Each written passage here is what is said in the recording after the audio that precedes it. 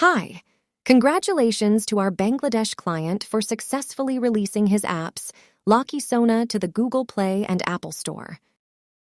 Flux Builder, a drag-and-drop app builder, creates Flutter mobile apps in minutes. Thank you.